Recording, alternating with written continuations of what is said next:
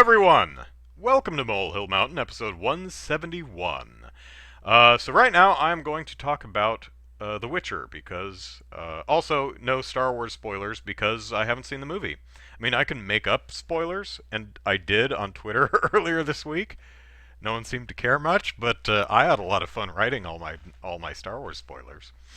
Anyway, so I saw The Witcher, the first episode of The Witcher, which is on Netflix, and I'm just not finding a good place to put the camera. Did a debut review, so if you've seen it, you know what I think. I'll talk about it a little bit. I think the biggest problem I had with the show is I found it confusing. And one of the things that made it confusing for me is I made a possibly newbie boo-boo. I have not read the books. I have not played the game, so I came in completely blind. The first episode takes place in the town of Townsville and the kingdom of Kingsville. Those are two different places.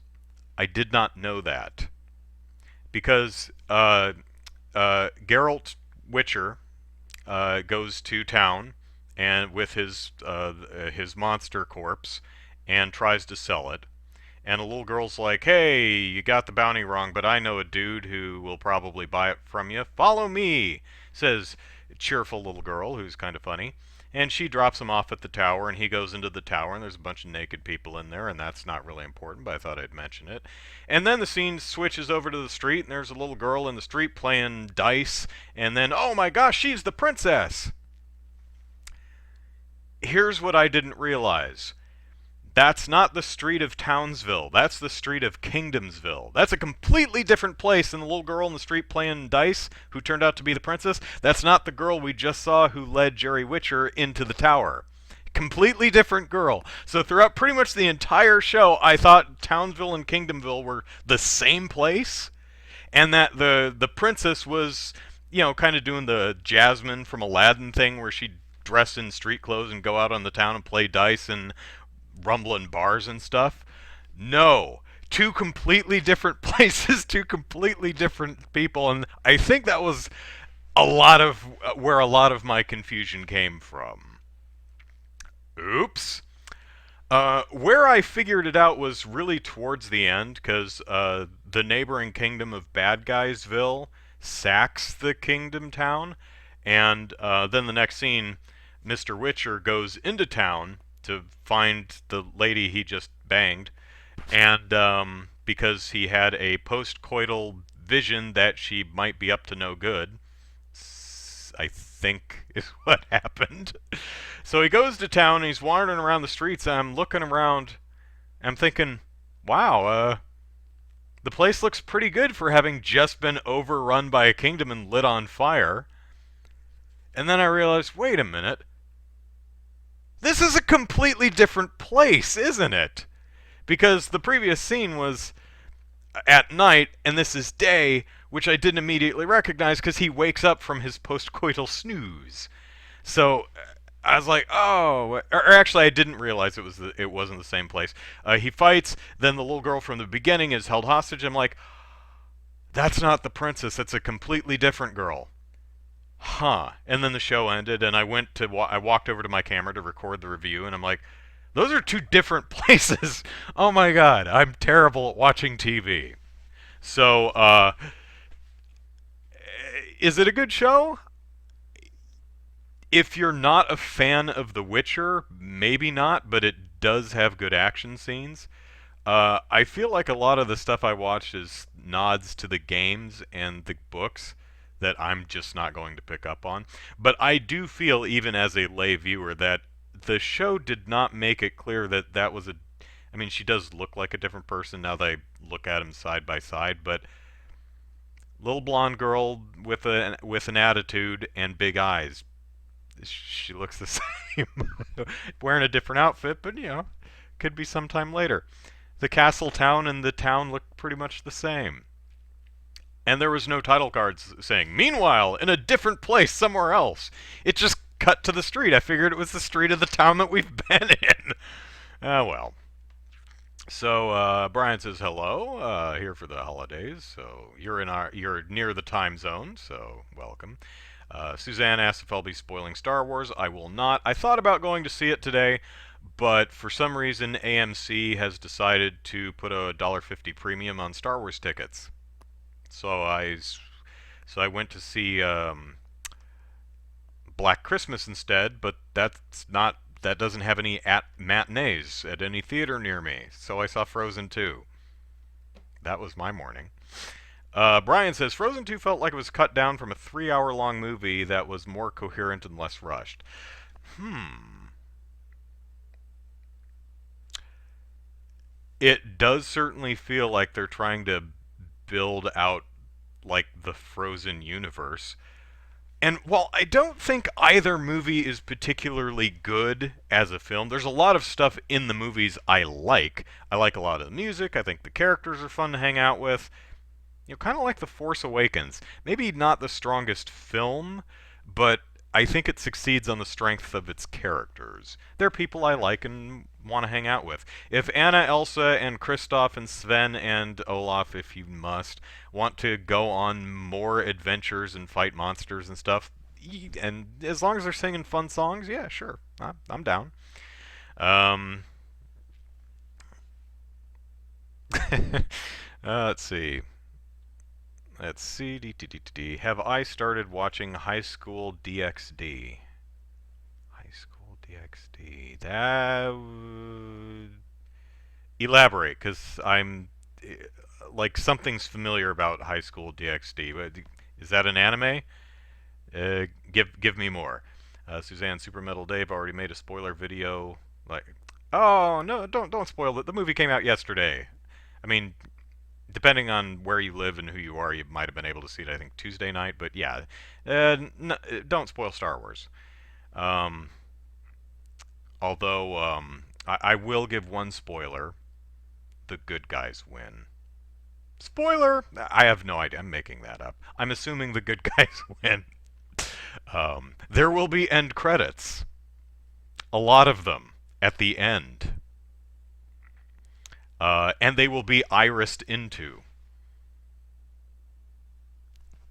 So, spoilers. Yes, Suzanne, exactly. In The Witcher, everyone should wear name tags for me. Um, I'd still call them all Susan. It's true.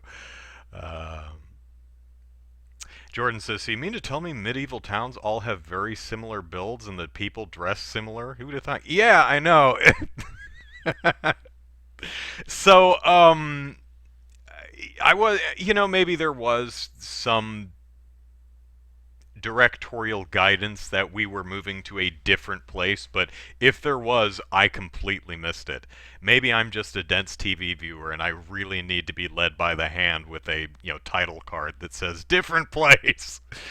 Um, Colin says High School DxD is the story about Issei Hyodo having a dream about a harem. Unfortunately, he was killed by fallen angel Rias. Gremory steps in and welcomes. No, that's not sounding familiar. Maybe the hi school Dixde. Let's get up some artwork here. Does this woman have bat wings? What is that? Is it a scythe? Is it a tail? Is it a wing? That's some weird art. I should have turned Safe Search on. Never Google anime until you turn Safe Search on. It never ends well. No, I don't recognize the character designs, but I've heard the name of the show. I haven't seen it. Um, is it worth watching? Uh, season 2 should come with a preschool edit. Yeah, I'm just a bad TV watcher. That's all there is to it. I should watch it. It's good. All right. Keep it in mind then. All right. So I would like to, if I may, talk about Monster Hunter because it's doing an event this for the next couple of weeks, and it's called the the Joyful Event of Joy is exactly what it's called. And there's some really cool stuff. You can make a pickaxe if you're a longsword user, which is really funny. There's some neat outfits for your handler, for Poogie, for you. But my favorite thing, the cats are all dressed up as snowmen. Yeah, my favorite thing is the buff body armor, which is hilarious. Essentially, it just makes your character run around in like posing trunks, and the armor is like usually when you make armor, what comes down the line of the armory is here's the helmet piece, here's the chest piece, here's the what comes down the line when you order the buff body is like a protein shake and a dumbbell. It's really funny. So ostensibly, you're supposed to be just buff body arm, but they previewed the male armor, and it's the male, and the monster hunters, the characters in the game, both male and female, are lean and lithe and athletically built. Um, they're not really big, broad-chested, bulky people. So when Capcom showed off the buff body armor, they showed off the male character, which is fine, and they really do change the physique. Much more defined abdominals, bigger, more defined arms, back, and is running around in posing trunks. And I play a female character in Monster Hunter, so I was really looking forward to this. So I play whatever. I think you have to hunt two Rajang at the same time, and so I previewed the buff body build for my character. And I was really disappointed to find that the female buff body is very, very slightly more muscular and defined than the regular skin. I was like, "Aww, I want an Amazon here." I work out with a lot of really uh, uh, impressively physiqued women at the gym. It's literally called the gym. It used to be called World's Gym. They changed the name to the gym. Hey, where are you going? Going to the gym. Which gym? The gym. So stupid. Anyway, so I was really disappointed that the buff body armor for the female character doesn't really make her buff. I did keep going back and forth, and her quad, she has a little bit more definition in her quad and her abdominals and her arms. A little bit, but you have to really look for it. And that's disappointing to me. But what I think might be more disappointing, albeit not particularly surprising, even understandable, is the buff body armor is white. Like me white. Like pale white. And the character I'm playing is a dark-skinned person. So when I put on this skin-toned buff body armor with a dark-colored face, it looked like my character was in blackface, and I was like, "Oh, that's no good." That's not good at all. Now, luckily, you can change the pigmentation of all of your armor, so you can, if you want to take the time to adjust the saturation and brightness sliders, you can get the skin color to match the color of your character's skin tone. But man, it would be nice if the armor automatically just matched your character's skin tone. Maybe that's asking too much, because no armor does that, and Capcom would have had to program something like that specifically, but still, it's kind of a pain in the butt to match the skin tone. Nevertheless, the buff body armor it's actually a pretty darn good set of armor. Let me look at it here. Let's see. It's attack. It's got a bunch of attack and boost and defense boost, agitator, heroics, fortify, and resuscitate. That's a pretty good armor set, and it's 154 per piece. That's not top tier, but it's pretty good. Top tier would be like 162, 164, 66, somewhere around there. So, all in all, pretty good set. Um, oh. You know what so the female version of the buff body, you know what it does add? Jiggle physics.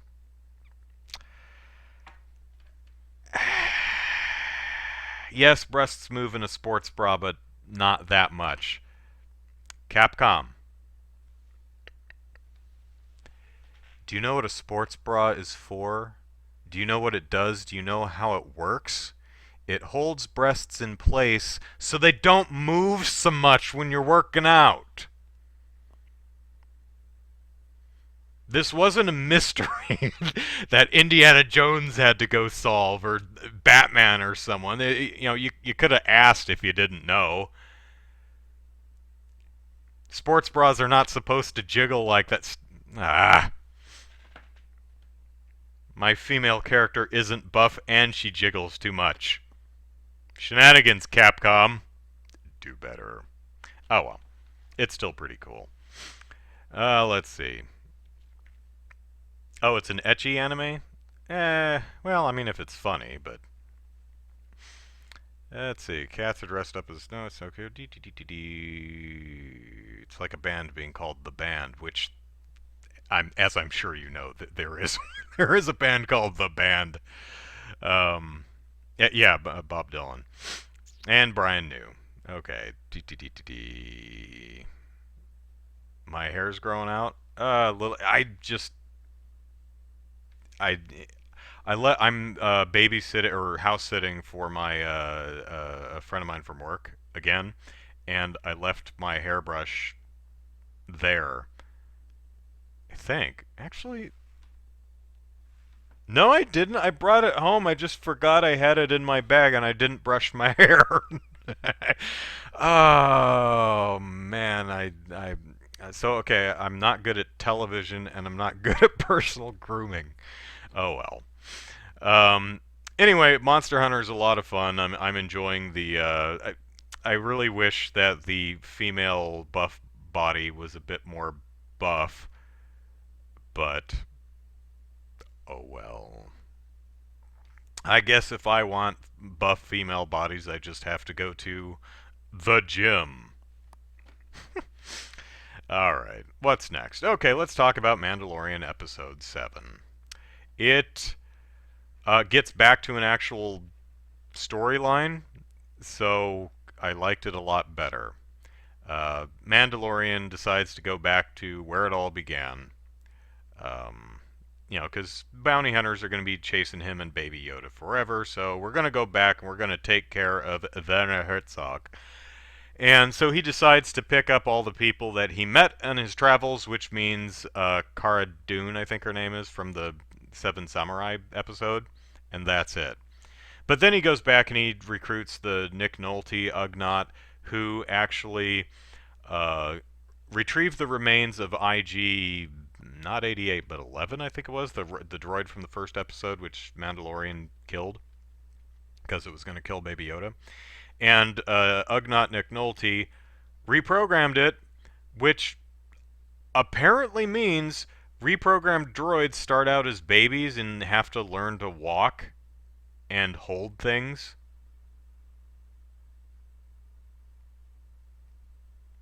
I don't like that. That's dumb to me. But whatever. The thing that bothered me the most about this sequence, he's like, I reprogrammed the droid, so I had to. It was a baby, so I had to teach it how to walk and to talk and to hold things without dropping them and to serve me tea. And I thought to myself, Mandalorian's only been gone for like 2.5 weeks, right? I mean, right? How long is this? Has he been gone for a year? Because wait. He left with Baby Yoda. He went to the Cara Dune planet where the Seven Samurai thing took place, and then he was there for I think they said 2 weeks, and then a bounty hunter found him. Cara Dune killed him. Said, "Oh, they're always going to be after you," and he left.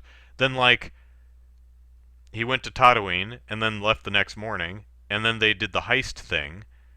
I mean, maybe there were weeks or months between each of those episodes, but to me it felt like he's only been gone for 2 weeks. Did we raise the baby droid from baby to adult in 2 weeks? Was it not that big a deal? Or has he been gone for a year? I don't know. But we're into the end game with the Mandalorian now. I still don't like the fact that people keep calling him Mando. It irritates me, but everything does. Yeah. So the bad guys have Baby Yoda, and there's actual forward momentum with the plot, which makes me happy. So looking forward to more. Brian says Star Wars droids are already weird, sentient like people, but treated like property. And now they grow up like living creatures too? George says, no baby IG-11, only baby Yoda. Well, at least IG-11 didn't start out as a little itty-bitty droid and get bigger. That would be even weirder. It's like they build droids as babies, and as they get older, they have to replace the parts. Kind of like constantly buying children more clothes as they get new clothes as they get larger and outgrow the old ones. So all in all, yeah, I'm mildly entertained by the Mandalorian. I do wish. The problem I have is it felt like the show was going to be a linear story, but then the middle of the show did a these episodes could happen in any order type of event of the week type of narrative, and now it's back to linear story, and for a show this short, that's a little bit of whiplash. It's almost like, oh my gosh, make up your mind as to what kind of show you want to be. Oh well. So, moving on. Cats came out this week. I have to admit, I'm kind of interested in seeing Cats because it just looks interesting to look at. I don't like Cats. I think it's bad. I think the story is bad. I think the songs, save for maybe Memory, are just not very good. Not terrible, but I mean, it's not too surprising though. I mean, Cats was adapted from a book of poetry by I think like T.S. Eliot or someone who wrote poems about cats for his kids, and then Weber was like, I could make a musical out of that, and he did. And it's been on Broadway for 30 years or something. Um, but I don't know. I'm kind of interested in seeing the horrifying cat people. I like dance, so if horrifying cat people are performing good ballet and dance, I could dig it. The reviews have not been kind. They say it's terrible, which I mean it's Cats. Cats is not good in the first place, so. I'm probably not going to see it in the theater, but I would like to see it at some point. But the interesting thing to me is I've been seeing something lurk around on social media that the production company behind Cats is patching the movie, is providing a day one update that fixes some of the effects.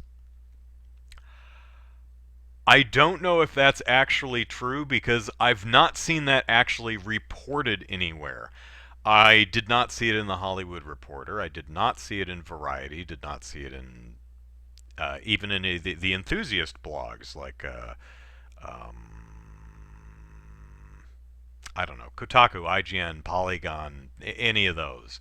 Um, I looked. I may have missed it. Maybe my Google foo is bad, but I didn't see any mainstream reporting on that, so I don't know if it's true or if it's just one of those weird social media rumors. I imagine that's something that is going. If it's not true, it is something that's going to happen someday. They're not going to finish the movie on time. They're going to release it unfinished, and just because they're provided digitally, they're just going to say, okay, here's a better version of the movie. We fixed some of the effects. Or, oh yeah, plot hole. Yeah, we ADR'd a new line and that's in the movie now. What do you do for patrons who see it opening night? Do you give them like a rebate because they saw a incomplete version of the movie? No, they're not going to do that at all. But so let's see. You can see good reviews if you go on the CTS Twitter account. What is CTS? Mike Myers should sue because of the Cat in the Hat thing. Yeah. Just wait.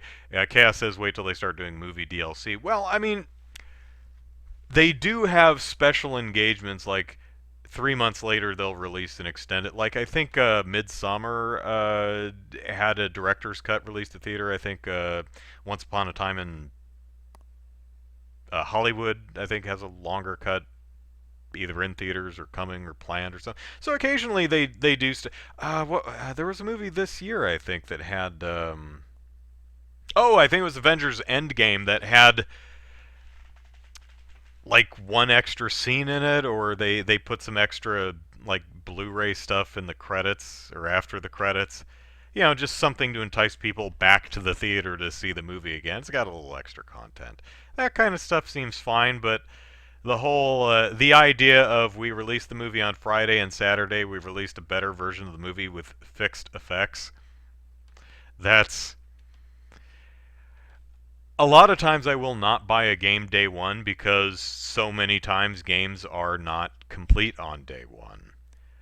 Especially if I was interested in getting a game from like Bethesda or something. Um, it's like, oh, I think I'll sit back a week and see if the game's broken and see if there are any game fixing patches, because once I play a game I'm usually done. I'm not going to go back and play it again once it's been patched. So I'd rather just wait until the game is actually complete and done and updated and fixed, and then I'll enjoy it the way it was meant to be played. So the physical release of Midsummer didn't come with the director's cut. What the heck? Oh, CTS equals cats. Okay. Um, so there are good reviews. Okay. So the cat's Twitter account is tweeting out good reviews. Okay. Oh, pardon me. I generally don't read reviews for movies I plan on seeing myself. Um, like I haven't read any of the reviews for the new Star Wars movie, because it doesn't matter what anyone thinks. It's Star Wars. I've seen all the Star Wars. I'm not going to not see the new Star Wars. I will see all the Star Wars every time. So even if they made a Salacious Crumb, a Star Wars movie, actually, I kind of want to see that, just see what the hell they do about it. But I mean, you could take a character I give like no cares about and do it. I'll see Star Wars. So it doesn't matter if it's good, if it's bad. I've seen good Star Wars. I've seen bad Star Wars. I've seen great Star Wars. I'm sure the new Star Wars will fall somewhere in there. It'll be fine at Star Wars. Once I see it, though, I usually start reading opinion pieces and stuff just to see what just to get other perspectives. I read reviews and opinion pieces not to inform my opinion, and I don't think anyone should do that.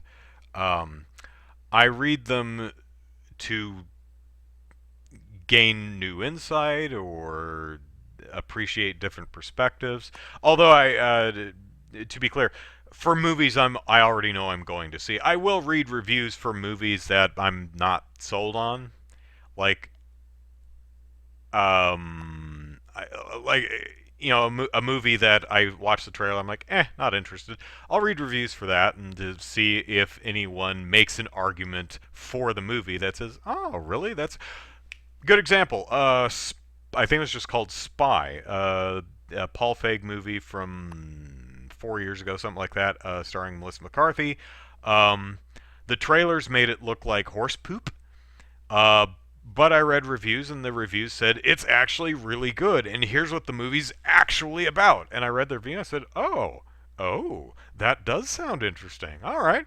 So I went to see the movie, and it was pretty darn good. So that's how I personally regard reviews. Uh, Avoid Dave's YouTube. He spoiled it. Okay. Will I see Bill and Ted 3? Asks Chaos. Probably. I like both the Bill and Ted movies for the most part. I have not seen them. I don't think I saw either in the theater. I probably saw them rented them from Blockbuster back in the day. But they're both pretty good movies, as I recall. I don't no idea how well they hold up, but I'm genuinely curious to see what they do because both Alex Winter and Keanu Reeves are in it. And who played William Forsythe? I think that was the guy who played Death. He's in it too. So I'm really interested to see what they do with it. Maybe not enough to go to the theater to see it, unless the trailer just completely kicks ass and looks amazing. So right now I'm not planning on going to the theater to see it, but yeah, I would like to see it at some point. Um, Jordan says I was lucky enough to see the original cut of Show Dogs in theaters before they recut it for home release. Tashi Station, a Star Wars story. It's no, well, yeah, George Carlin unfortunately passed away years ago, so he's definitely not in it unless they do a full CG recreation or something like that. Which, if they were going to do that, I imagine we would have heard that by now. Um, maybe do like Womp Rats, a Star Wars story, and it's just like March of the Penguins. It's narrated by Morgan Freeman. It's just a nature documentary for an animal out on Tatooine or something like that. It could be good. Um, I remember back in the early '90s, after Jurassic Park came out, I, as a teenager, said, with effects like these, they could do like a total National Geographic X-esque documentary on dinosaurs. How awesome would that be? Years later, they ended up doing stuff like that, like Walk with Dinosaurs, I think is one of the series. I also, back in the early 90s, I guess, I was like, Street Fighter, Mortal Kombat, this is pretty cool. It'd be really cool? A fighting game with dinosaurs in it. And then, like, Primal Rage came out a year later, and I'm like, somebody's listening to. They're in my skull! Womp Rats has to be narrated by James Earl Jones. Okay. Fair enough. So, let's see. Moving on. Nintendo is spying on me, and it makes me a little uncomfortable. Now, we all know that our consoles, which I'm gesturing towards, you'll just have to believe me, um, they all connect to the internet, and if they're connected to the internet, they are sharing data. They are sharing your gaming metrics. Now, I've not read the Switch end user license agreement in a while. Maybe I should, but usually the metrics collection is anonymous.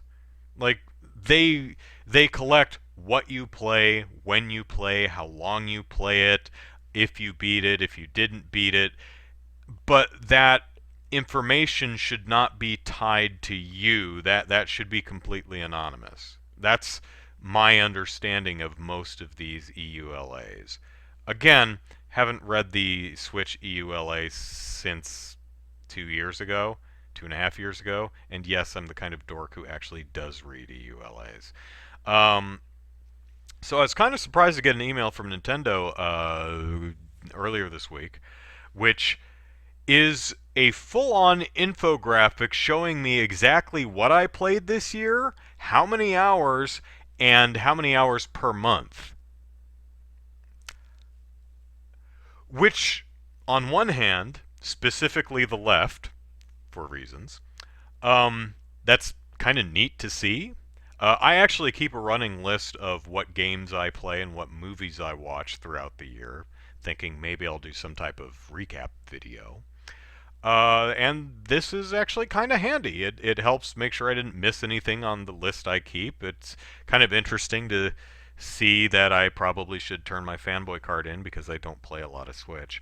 But on the other hand, the right hand, that's kind of creepy, Nintendo. I was talking to someone on Twitter about this, and I analogized it like this. Your Fitbit, which I don't have, but your Fitbit records the steps you take. So if you look at your Fitbit, you go, oh, I have taken 5,000 steps today. The thing attached to my wrist says so. That's neat. What would be less neat is if Fitbit, the corporation, the company that makes Fitbit, emailed you at the end of the year an itemized infographic of every step you took, where, and when. That would be creepy. Suzanne says, heck yeah, recap it, woo! Andrew does not want to become a human centipede, says Jordan. But creepiness aside, hey, let's see what I played on the Switch this year. So according to Nintendo, I played. Hey, chat. How many hours of Nintendo Switch do you think I played throughout 2019? Put a guess in the chat. I played. I'll give you some hints, I suppose. I, according to this, played 12 games, which actually is not correct. I looked. Where is history? Let's see. I think you have to go into your thing there. And there we go. Play activity. Okay, so I have played Ring Fit Adventure, Super Mario Maker 2, Gun Pixies. You'll remember all those from the Extra Life charity event. This is the one that's incorrect. Flashback. I actually only installed Flashback and turned it on to make sure that I could that it would start, because I was thinking maybe we would play it on the with Super Metal Dave. I was just making sure I had it loaded just so just in case, but I never actually played it. But just turning it on counted as a game. Mario plus Rabbids Kingdom Battles, Senran Kagura Reflections. Why would I play that in the last year? I think I was going back in there to check on something.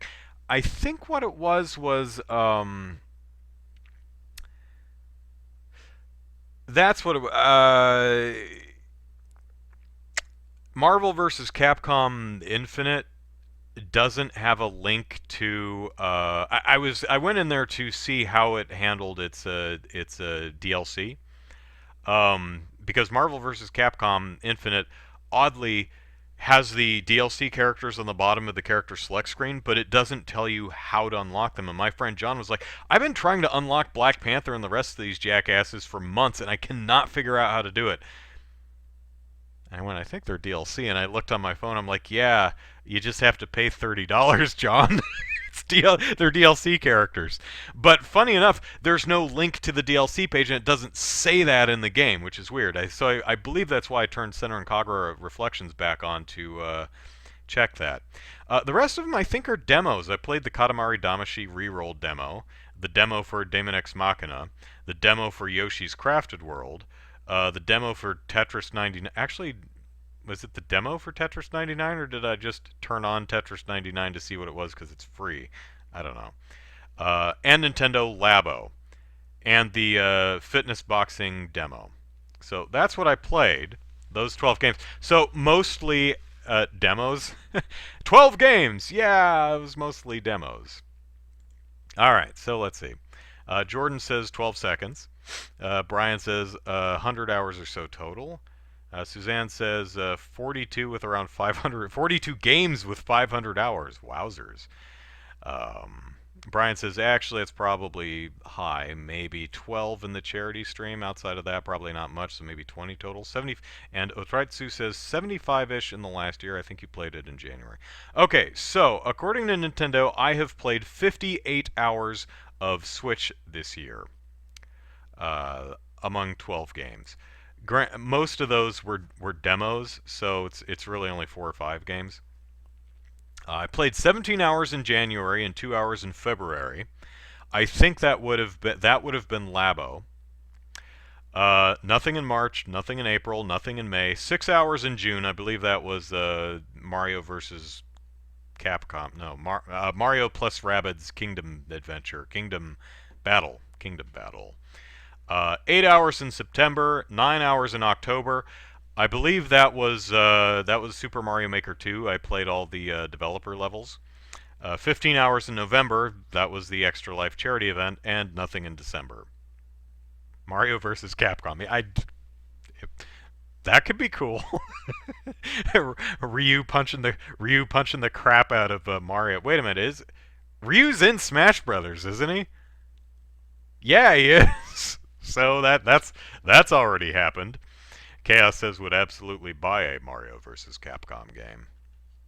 So yeah, I played 58 hours in total, 12 games, most of them demos, and only 6 of the 12 months of this year I didn't play Nintendo Switch at all. I may have to turn in my Nintendo fanboy card. Um, yeah. Stop stalking me, Nintendo, you creepy bastards. So, those are all the topics I have to discuss tonight. Any topics anyone wants to ask about or wants to hear me opine on? Suzanne says, sorry, 500-hour requirement for fanboy status. Turn in the card. You're done. Better luck next year. You can have Ryu versus Mega Man in Smash and Tekken versus Street Fighter. That's true. Oh yeah, is there a Tekken guy in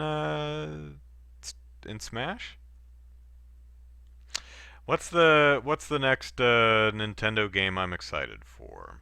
Well, there are a few Nintendo games that I'm excited for that have come out that I just haven't picked up yet. I'd like to play Luigi's Mansion 3. I'm a fan of the GameCube Luigi's Mansion. Not so much the 3DS sequel. Um, didn't really. I didn't care for the format. I didn't like the fact that it kept kicking you out of the mansion. Although it's a handheld game, so it makes sense that it would be more segmented like that for small play sessions, because it's handheld. You play a little bit on the bus or whatever, and it kicks you back out, and you're like, oh, well, I'm at my stop. It's fine. Oh, there's an assist trophy. Okay, okay, I get it. I was like, I don't remember any of the main cast being Tekken. Um, the platinum game, Astral Chain. I'd really like to play that. Oh, the Game Awards had a new platinum game that looked a little dull. I mean, it looked fine. It looked beat 'em up, and the attacks had all kinds of crazy, swirly, colorful effects. But the level design looked a little bland, and it was missing that game-specific hook, like Astral Chain has the chain. Um, Bayonetta has guns attached to her feet. Um, Wonderful 101 has the crowd of people. You know, each of the Platinum games seems to have, a specific hook. This game, which the name of which I can't even remember, just looked kind of generic. I mean, the fighting, I'm sure it's going to be fine. It's a Platinum game, but let's see what else.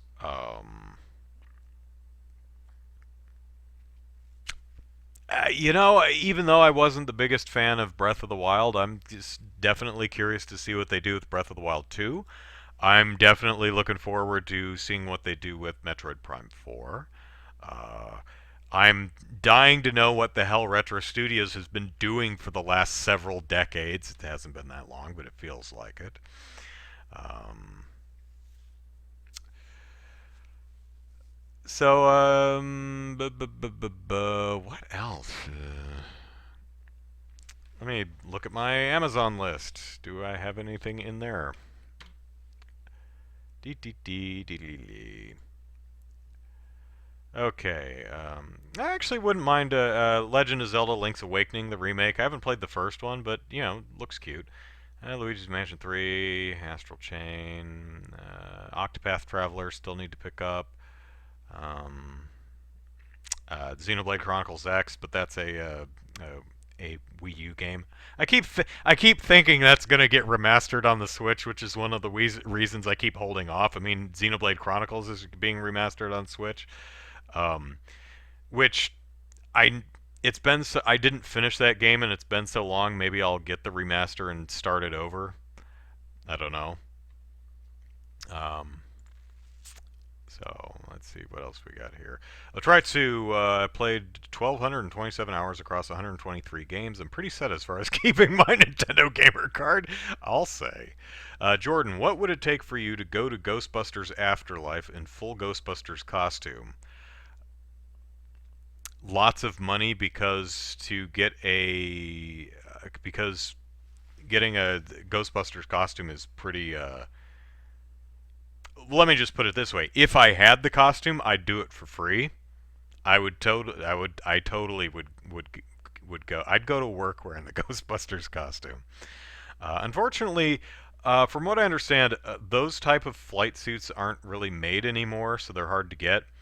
Um, the frame that the proton pack actually sits on is also something that's not made anymore, and of course the proton pack itself is something you would have to you'd have to make, and there's a bunch of ways to do it, but it's not an easy build.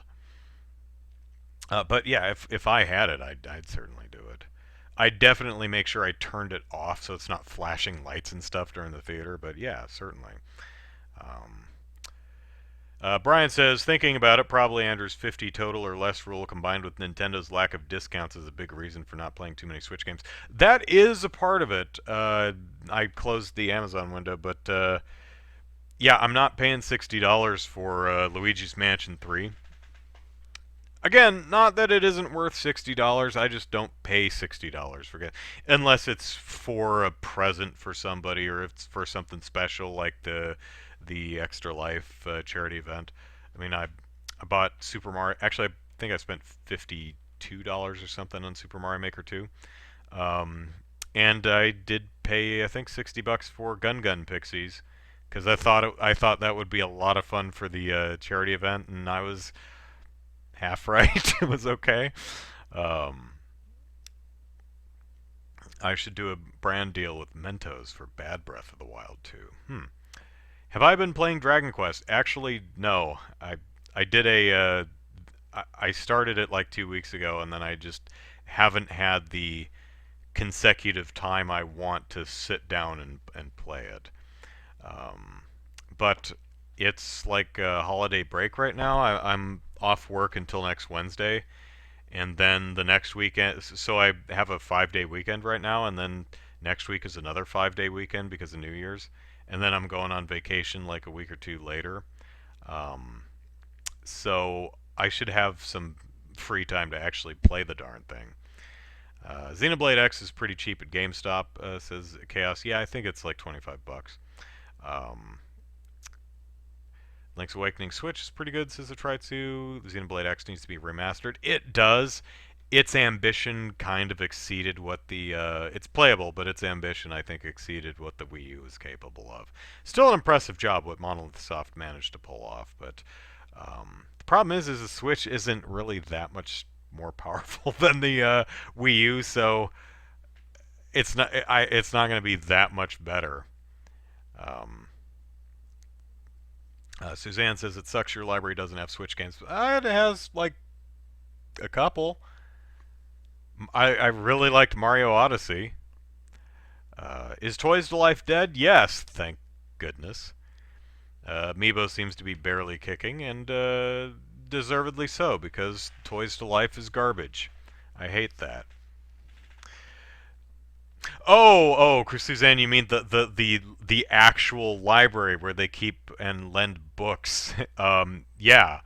Um, I go to the library and I've been meaning to for literal decades check out, as in go see what they have for like because they lend movies and stuff at libraries, and I've apparently they've been doing video games, and I have never bothered to go look and see what they have. I don't know why I don't do that. I think because when I go to the library, I'm old and I forget that anything other than books, magazines, and newspapers are, pardon me, are library things. The one with books, yeah. Otritsu says it's less the graphics need updating and the menu systems need an overhaul. I don't know about Xenoblade Chronicles X, but I definitely know that's true with Xenoblade Chronicles, the one on the Wii. Great game. I really liked it. What I played for, played like 30 some hours of it, which apparently is like less than a third of the game. Um, and one of my few gripes. I prefer turn-based rather than the action stuff. I also prefer to have control over all my characters. And you can switch which character you can control, but the way I played the game is I was always Shulk, and I just let the other people do what they want. I prefer the turn-based, and you select the actions of your entire party. Just my personal RPG preference. I like the game anyway. But I do recall that the menu system was kind of bad and needed not unusable, but was just not very user friendly and needed a rework. So hopefully the Xenoblade Chronicles remake that they're doing for Switch will address that. So yeah. No, but hang on a second. This might be important. No, it's not. Okay. 'Tis spam. So one of the spams I keep getting in my email is from ostensibly Apple, who's like, your account has been locked. Click here to unlock it. And these goobers are not even bothering to try and hide the fact that they're not from Apple. I mean, like I already quarantined it, so I don't feel like digging it back up. But I mean, it's like Apple at 8267QRT. It's this really long string of numbers.com, numbersandletters.com. It's like, oh, for crying out loud, you guys aren't even trying. And how is my spam filter repeatedly fail to catch that? Oh well. Jordan says, any interest in damn yawning. Sorry. Boy, that hit me suddenly. Any interest in Pokemon since it's on the main console this time around? No. Unless it's Pokemon Snap. No. I'll tell you one thing that's a huge turnoff for me when it comes to Pokemon is that selling two games with very slight differences. I hate that. Even if I were interested in Pokemon, there's a good chance I wouldn't play it just on principle because I cannot abide that BS. I really don't like that at all. That's garbage. I really hate that. The only one that worked for me was the Oracle Zelda Oracle of Seasons, Oracle of Ages, because they were two different games. Pokemon Red and Blue, Green and Yellow, Gold and Silver, Sword and Shield, they are the exact same games, just with slightly different rosters and slightly different, the gyms. It's a rock gym in one version, it's a water gym in the other. It's the same game. The differences are too slight for me. The differences are too slight for me to abide two completely separate $60 games. No, Nintendo/Pokemon Company. No. And if I had kids, I'd say no. Yeah, I mean, save up your money by yourself, but I ain't participating in that crap. It's the principal thing you see. But beyond that, Pokemon just doesn't appeal to me. It's not a gameplay loop that's ever appealed to me. So, yeah. Oh my god, what's with the yawning? Brian says Xenoblade Chronicles 2 is slow to start, that even in 30 hours you won't have the full combat system unlocked. I enjoyed it, but save your money on that one. Yeah, from what I hear, if any of you have seen the cover art for Xenoblade Chronicles 2, I'm sorry, Xenoblade Chronicles X, it's got a big mech on it. From what I understand, you do not get the mechs until literally like 30 some hours into the game. Which is maybe not along the lines of Final Fantasy. Which one was it, 12 or 13 or so? I think it's 13. Where they're like, yeah, I mean, it's not great, but it gets good after 30 hours. Then it opens up. It's like, wow. Brian, I used to defend Pokemon on the two games thing, but since they started splitting more than Pokemon available, it was obvious it was a cash grab, not cool. Yeah, yeah. Brian continues, I'd actually be cooler with it if the differences were more slight, thanks to trading being a big point of it. Um, I can see that because, yeah, I mean, the point of the game is you're supposed to. When it was portable, I guess, but now that it's on the home console and you're online, there's just no point to that. I mean,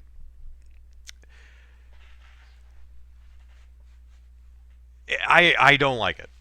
But then again, the fact that I'm a single player gamer and would never play with other people and don't trade stuff, that really exacerbates the problem for me.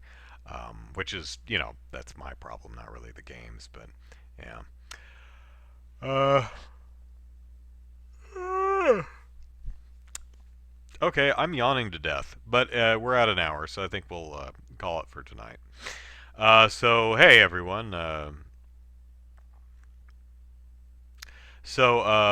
Thanks for watching. I hope you enjoyed it, Brian. I'm glad you're in near the time zone, and hope you all have a lovely holiday. I think Hanukkah starts Sunday. I think it was Sunday, and then Christmas is Wednesday, I think. So lots of fun holidays coming up.